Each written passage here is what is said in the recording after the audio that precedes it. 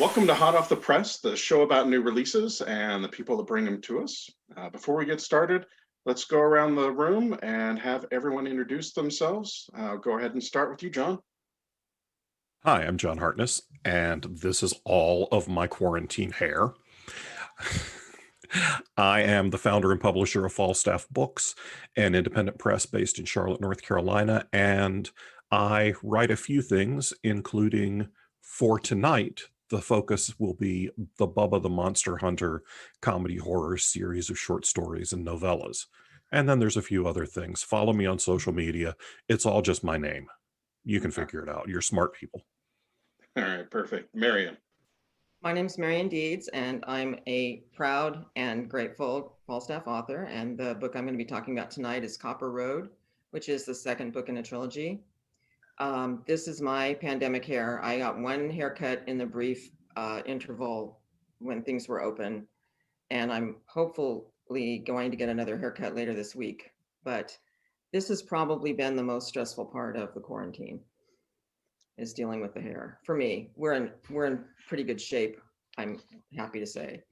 So, all right, perfect. Theresa. Hi, I'm Theresa Glover. I'm the author of the Kaitlin Kelly Monster Hunter series with Falstaff Books. And the one that I'll be talking about tonight is Blood Moon over Bourbon Street.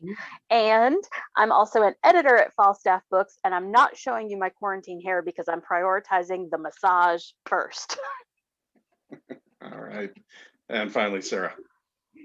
I'm Sarah Madsen. I am also an author with Falstaff Press. My first book with them came out February 11th. It's called Weaver's Folly. It's a cyberpunky urban fantasy set in near future Atlanta. I also do game writing for tabletop role-playing games in all of my copious spare time. So yeah, that's me. All right, perfect.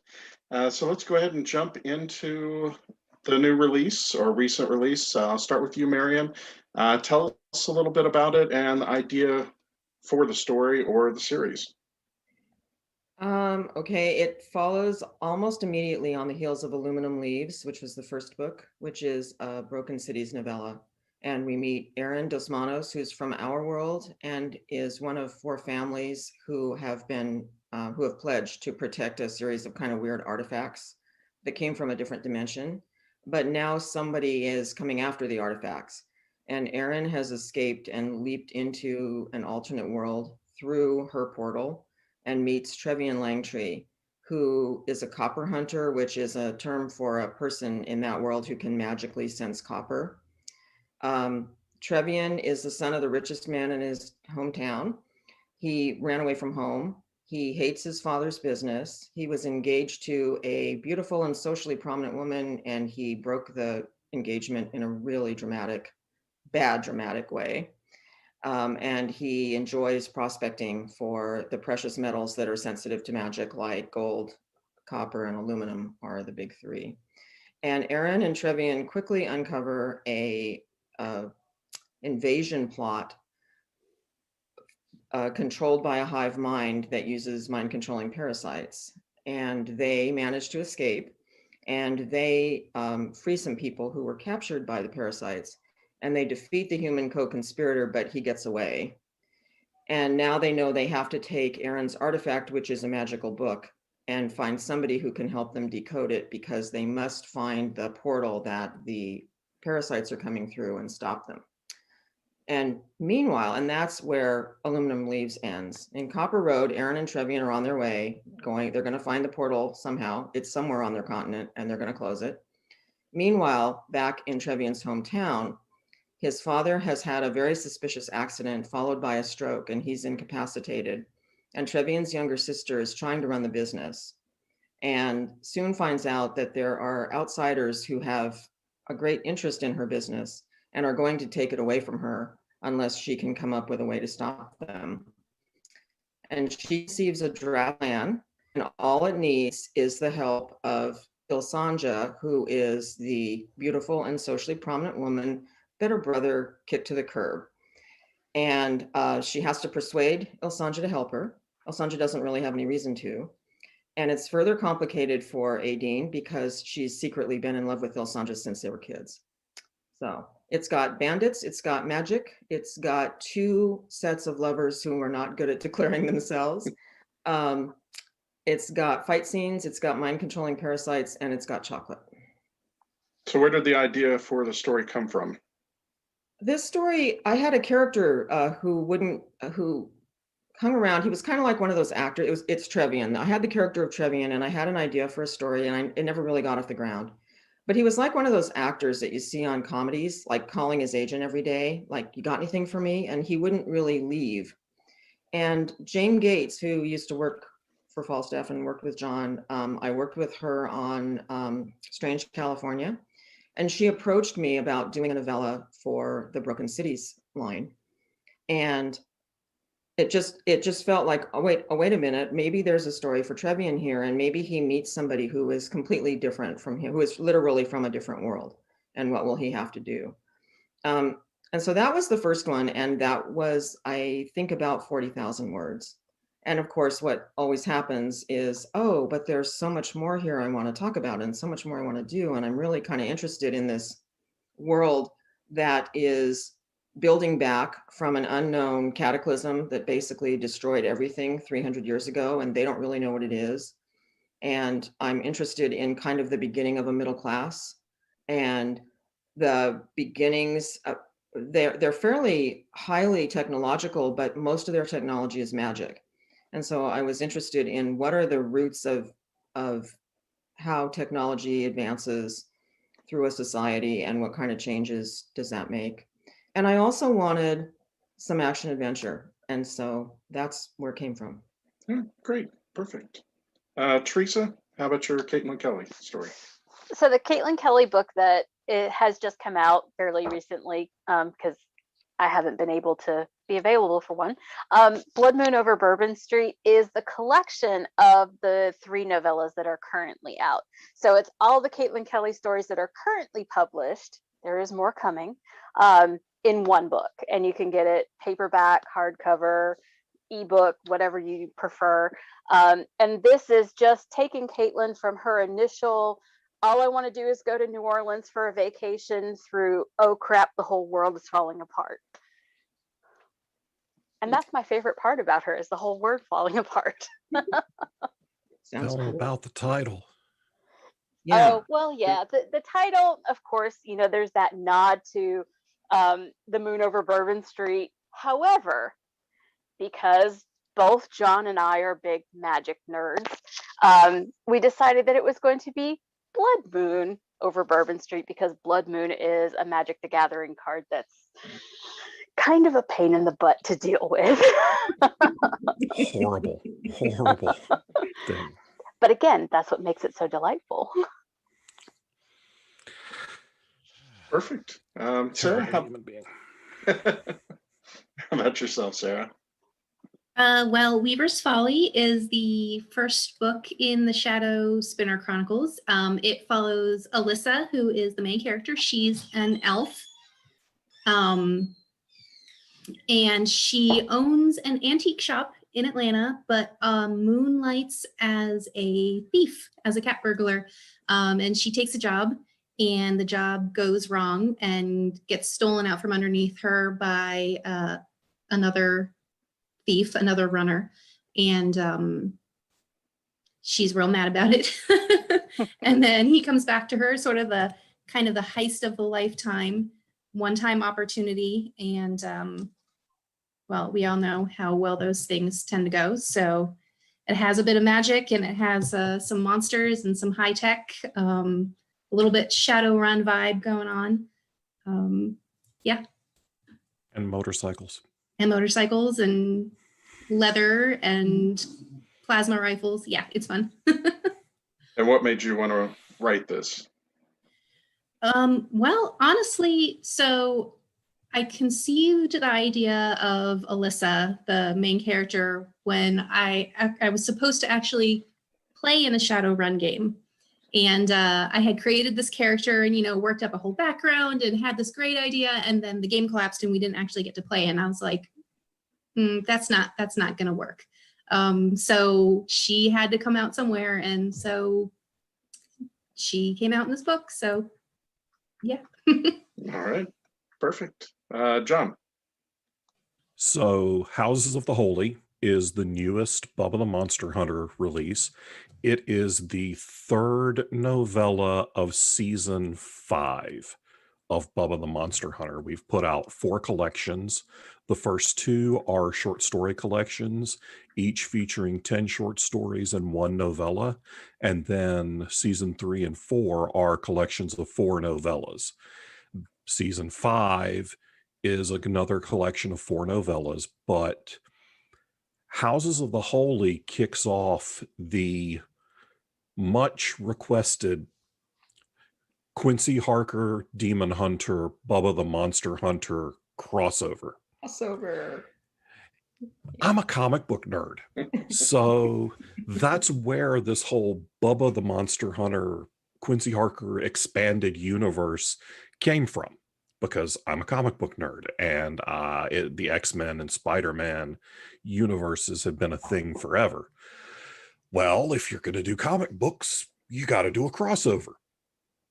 And fans have been asking, when is Bubba going to meet Quincy Harker? And I was like, they're going to hate each other, y'all. They're not going to like one another. And they're like, yeah, that's what's fun. I was like, all right, fine. If you all buy it, I'll write it. So it's going to be Bubba 5.3, which is Houses of the Holy, Bubba 5.4, which I've started on now, and it's called Blaze of Glory.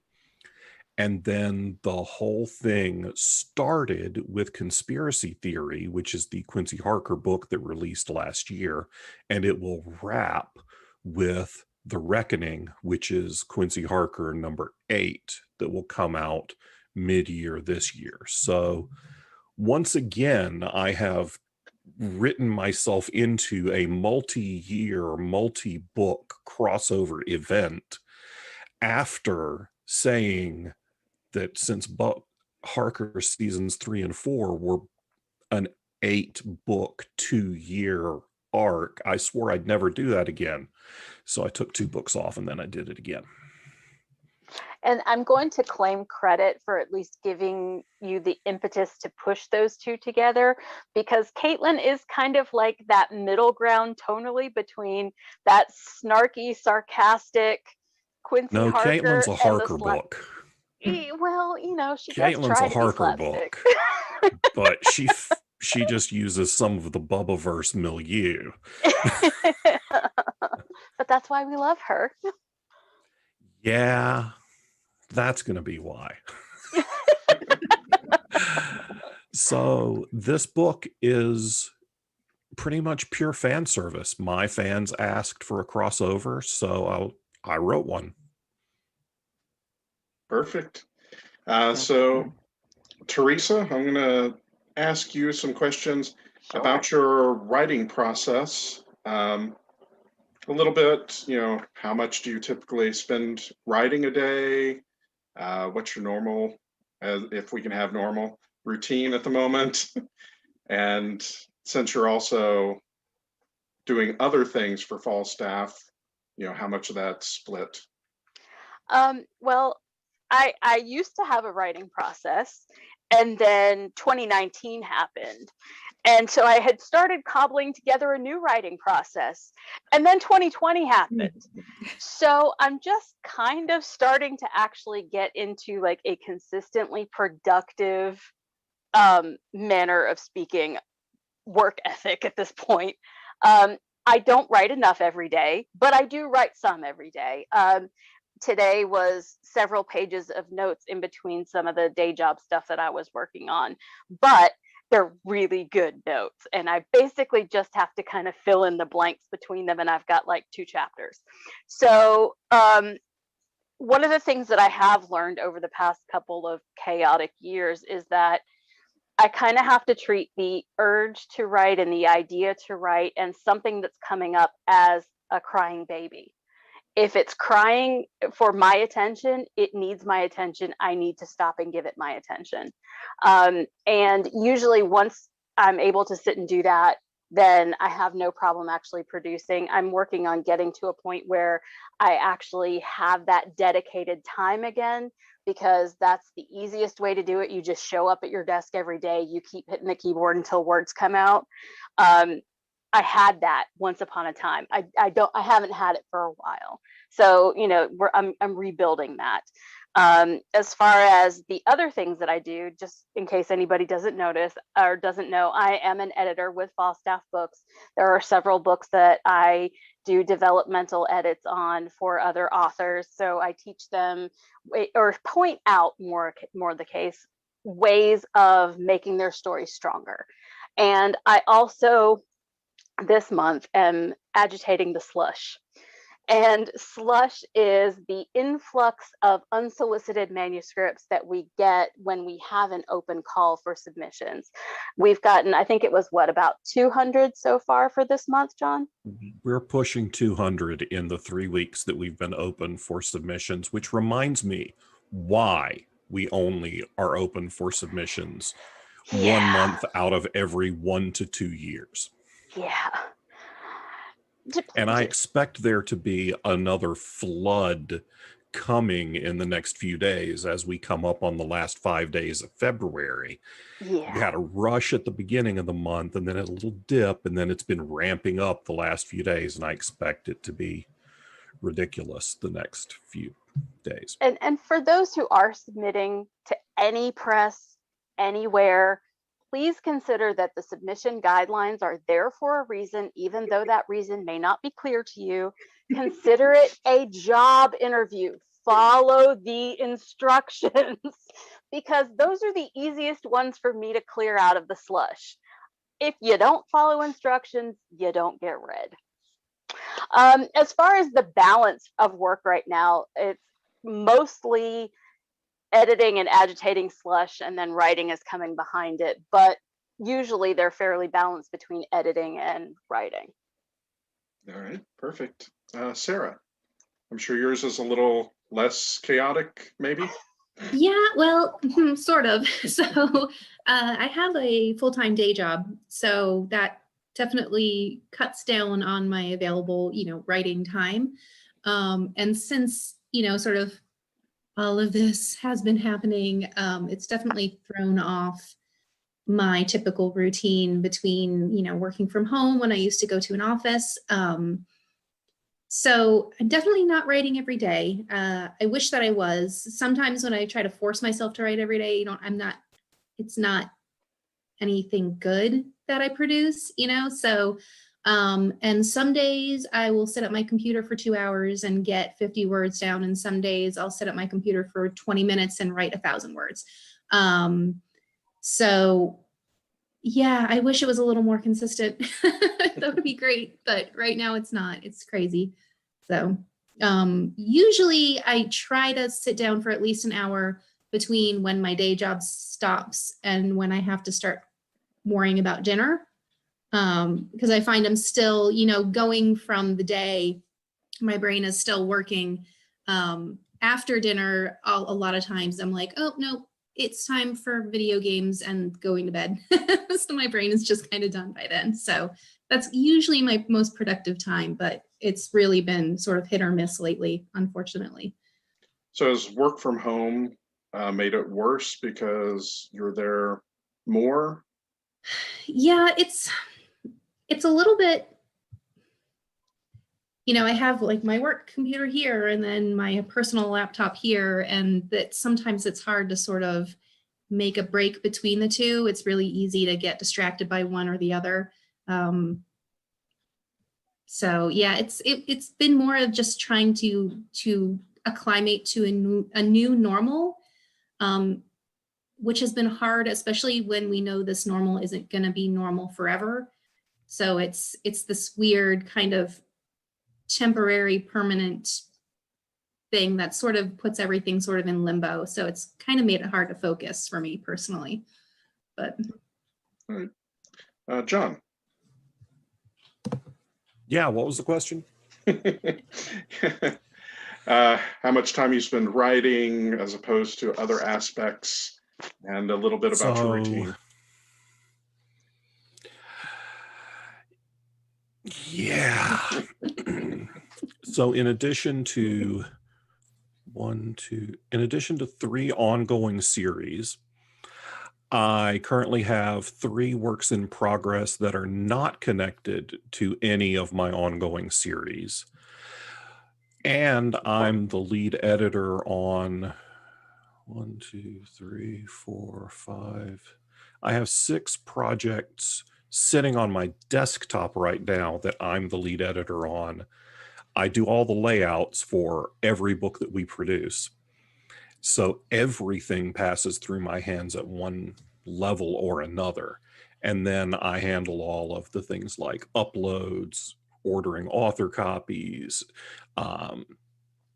paying bills, paying royalties, which is about to get started because it's the end of the month, which is 60 days after the end of the quarter. So it's time to pay people.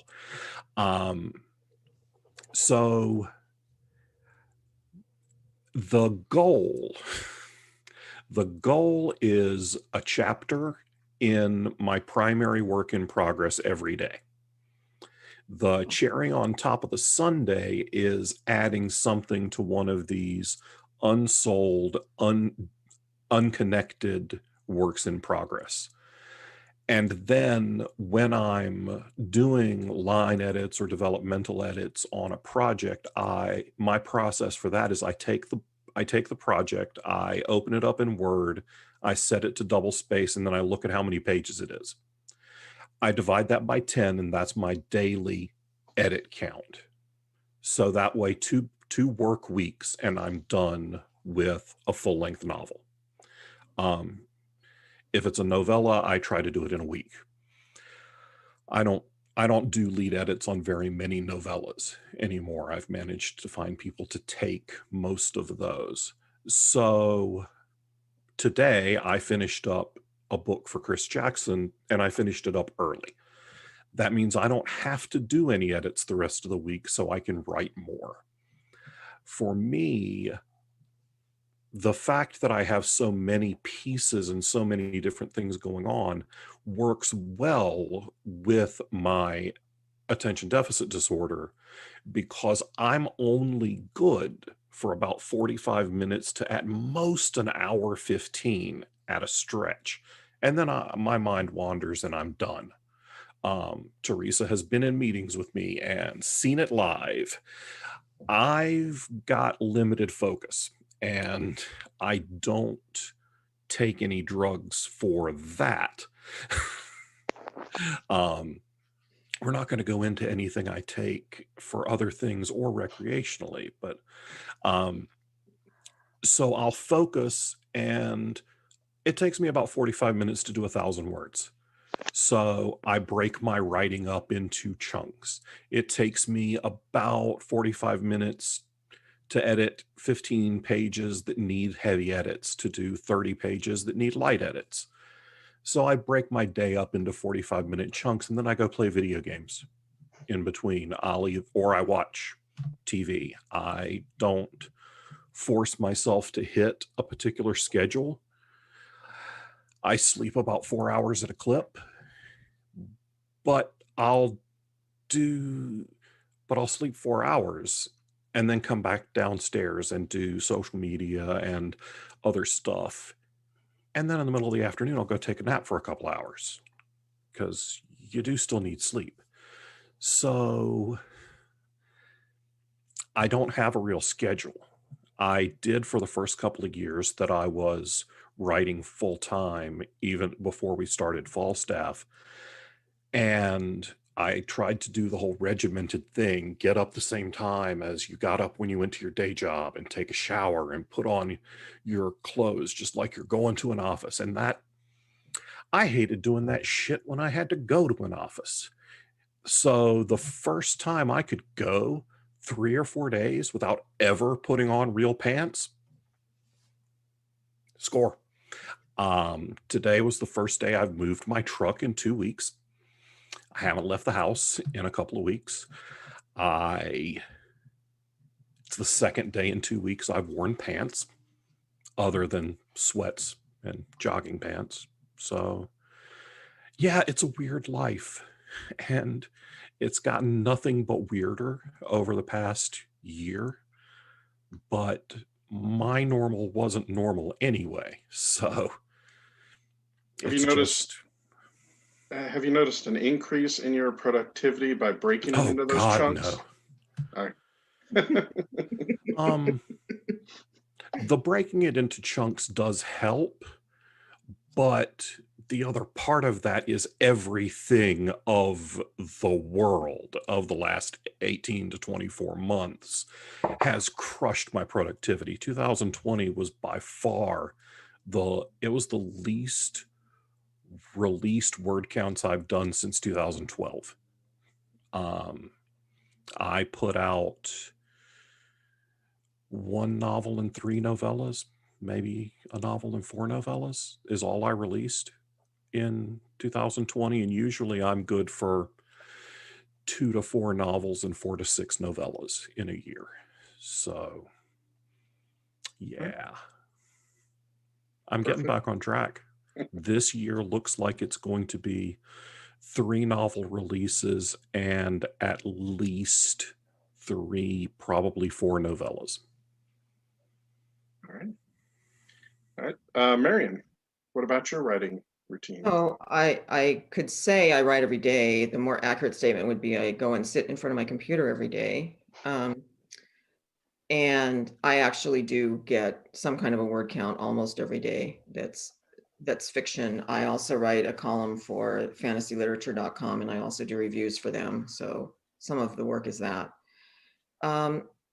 And I was going to sort of spark off something Sarah said about there are days when it's really inconsistent, but is it ever consistent though? I mean, I feel like I can have a week where I can have a spurt and I'll write 1,500 words in a couple hours for 3 or 4 days. But then very often the next day I'm really not going to be writing anything, because in that spurt where I had a lot of material and I moved things forward, I ran up against a speed bump maybe in the plot or somebody's motivation, and I could plow forward and put words on the page, but that's usually the day when, I don't worry that much about it. I go for a walk, or I take that day to do laundry or something, because I really need to let my subconscious work through and go, well, here's where you need to go back and she needs to say this. And so, which makes me wonder about things like a daily word count, except as a motivation tool. I don't find the idea of a daily word count that helpful, because what matters is me getting the story advanced. The other thing is 2020 was a strange year in a lot of ways. And I really missed a thing I used to be able to do, which was go out to a coffee shop or a park or a friend's house and write. And I miss being able to do that. But I do have a friend, and we originally, this is kind of funny. We originally did Zoom meetings where we met over Zoom and wrote, set the timer for an hour and wrote, and then talked about what we were working on. And then something happened with her computer where it didn't support Zoom any longer. I think her camera went out or something. So now we do phone check-ins, and it really does help. It's not the same as sitting across the table with a nice toasty, coffee drink and being able to look around and see the different people and get sort of hits that maybe spark the creativity. But it's nice still having sort of that buddy system, even though it looks very different. So yeah, that's sort of how it goes. And I do find that there's nothing more motivational for getting a word count done than having a contractual deadline. That's really handy. So helps a lot. All right, perfect. One thing I did want to add, Jason, is I don't write every day. Yeah. I shoot for 5 days out of 7, but it may not be Monday through Friday. I didn't think I was going to write today because I went out and ran errands, but I ended up getting done quicker than I expected, and I got words done. But I don't write every day. At least 1 day a week, I try very hard to not do anything except the bare minimum of replying to emails and responding to social media pings. I try to take at least 1 day where I read, I mess around with my magic cards, I play yet more Borderlands 3. I look at whatever new table of magic items Sarah just put out. I still want those refillable salt and pepper shakers. So yeah, I don't write every day. All right. So Sarah, let's jump back to the books. What's something that you found surprising with your story? That could be a twist you weren't expecting. It could be something you learned researching, or just something about yourself that you learned. A side character that is begging for more attention in the next books, but I think that's probably pretty standard a lot of times. You know, you don't think you need this character and you're like, oh, I just need somebody for them to talk to over here, and then that character becomes incredibly interesting and begs your attention. So yeah, definitely. All right. John? It's a little tough with this because I'm 8 years and many stories deep in the Bubba universe, and we're in the middle of this fairly heavily plotted out 2-year arc. The interesting thing about this book was that it took me forever to find a title. It took me forever to find a title. And I rip off song titles. That's practically every book I've ever published. Almost all of them have been song titles. But I couldn't find the song. So finally, I took a look around and I was like, hey, you've got a giant fight in a church. Houses of the Holy. All right. But yeah, that was the weird little thing for this book, is couldn't find a title. Marion? Well, I just want to say that seems really funny, because when I was looking on the website and I saw the cover, I was like, Houses of the Holy, of course. I mean, it was like, it's the perfect title. But yeah, I guess that's how it goes. Natanya Yeah. Barron does such amazing work on my covers for the Yeah. Bubba and Harker series. Yeah, those are great. Some great covers. Actually, all your covers are pretty damn good. Thank you. I had a character who was more fun to write than I thought she was going to be, and so that was fun. In my current work in progress, which is the third book in this series, I am very surprised at suddenly how interested I became in electricity, which does play a part in the book, because the Trevian's father provides light to the town by the energy that he harvests from captured fire elementals. And so that sounds very magical, but then it's like, but then all of the rules of an electrical grid, I'm not just saying this because of Texas, this really surprised me. All the rules of sort of an electrical grid and an electric production plant, I had to look at, and it was really interesting. And that was a complete surprise. All right. Theresa? Well, they tell you that, you know, you learn by making the mistakes yourself better than, you know, reading the rules that people tell you.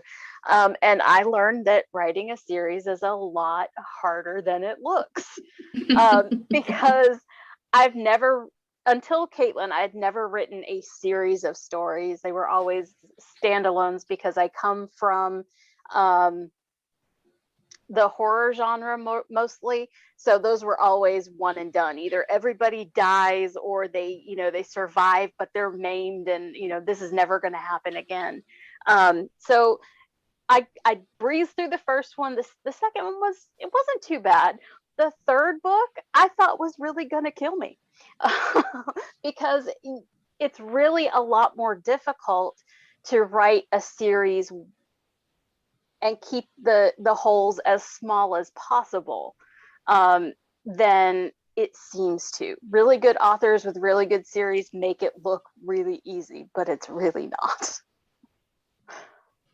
Can I jump in on that just a second? That was an eye-opener for me too. That and I have a friend who's sitting down right now, and she's like all in the flesh of I'm writing a fantasy trilogy. And I'm like, let me tell you something. Figure out your entire arc, at least sketch it.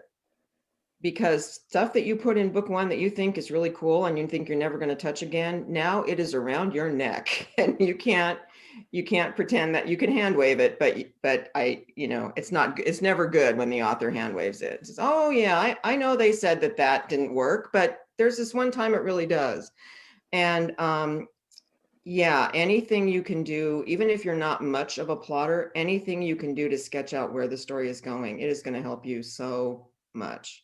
I got very lucky, and when I got really super stuck, I think it was in book 3 or maybe it was the end of book 2, I went back and I just started flipping through the first one, and I was like, oh, there's this shiny thing I can use, and it's like I knew I needed it and I left it right there, so let me attack it.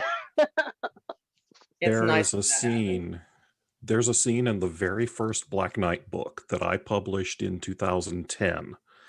And it's a throwaway scene of a cop in a police cruiser who just pulls up, and you see this cop take a photograph down from beneath his visor, look at it for a minute, sit there, tuck the photo away, and drive off. I had no damn idea what that was. That character came back in book 4 and lasted for 3 books. So yeah, sometimes you write yourself these little outs that you don't even know are outs. But one of my favorite stories about an author getting caught having to clean up after themselves, our friend AJ Hartley, who I adore and is one of the best writers I know, in his YA fantasy series Steeplejack, he had just finished book 2, and he and I were talking somewhere, and he was like, I learned the hard way that maps are really important in cities, because I had to go back partway through writing book 2 and draw a map so that all of these places would be in the right sections of the city, and so all of the streets would go to all of the right places. And I was like, bro, that's why I write urban fantasy, and I Google map that shit. Yep. Yep. I have pins all over New Orleans. Yeah, I have eaten in the bar that Sarah wrote about in Weaver's Folly. They have the best turkey burger in Atlanta. I was going to ask Theresa about that. Having New Orleans as the city, was that helpful or difficult? Because I know New Orleans can be interesting. The answer, was it helpful or difficult? The answer is yes. It was helpful because, I mean, it's still a place that at the time that I was writing, the first couple of books I could actually go to. So I did, and I got to claim it as taxes. So I got to go and experience it. And one of the reasons that Kaitlin is from a different part of the country and goes to New Orleans is because when I got there, I realized there's no way I will ever see or experience New Orleans as a native or as someone who lives there. So she's always going to have that kind of transplant vibe. She's always going to have this sense of being an outsider looking in. And there will be things that she's able to adopt and pick up on her own, but it's always going to be a little weird and wonderful to her. And that is kind of what makes it fun. And it keeps me able to be respectful to the city without stepping on anybody's toes at the same time, because it's a fun place, it's a quirky place, and I know that without living there, I would never do it justice. All right. So that'll do it for tonight. Let's go around again and tell everyone where they can find you on internet and how they can find your book. And we'll start again with you, John. So you can find me on all forms of social media as @John Hartness. I suggest that everyone join my Facebook fan group, John G. Hartness Books, because I approve all of those, and I don't accept a whole lot of Facebook friend requests because there are a lot of people out there who are even crazier than me. So follow me on Twitter as @John Hartness. You can follow Falstaff Books on Twitter and Instagram, and we have a YouTube channel, and I live stream every couple of weeks on YouTube, Twitch, and Facebook. And I've started doing TikTok. So old white dude TikToking. Basically, I'm giving advice on this is the stupid crap that happened in Slush today. So you can You're find welcome that's for me ranting at you. and that's on the Falstaff Books TikTok channel, whatever you call it. So yeah, Did you and have you can buy a all you can buy all my stuff off the Falstaff Books website, audiobooks wherever audiobooks are sold. and did you have a, I want to say, a Kickstarter going on as well? Yeah, I do. So we have an Indiegogo currently running to pre-order the audiobooks for Bubba 5.1, 5.2, and a short story collection called Shine Punk, which is Bubba's great-grandpappy Beauregard. And so for $15, you get 3 audiobooks, and you can add on things like paperbacks of one or all of the Bubba collections. And all of these audiobooks are already produced. I have the files for everything. So this isn't a crowdfunding. This is literally just a pre-order opportunity. And it's cheaper than they will be once they go out for sale individually. I expect they'll be about $7 a piece when they're out, and they're $5 a piece if you pre-order the bundle. So go to Indiegogo, look up Falstaff Books. There will probably be a link in the show notes for this because there are people with better organizational skills than me who do things like that. So yeah, that's a thing too. All right. Marion. You can find me on my blog, deedsandwords.com. You can find my reviews and my weekly column on fantasyliterature.com. And I'm on Twitter, Marion D _D.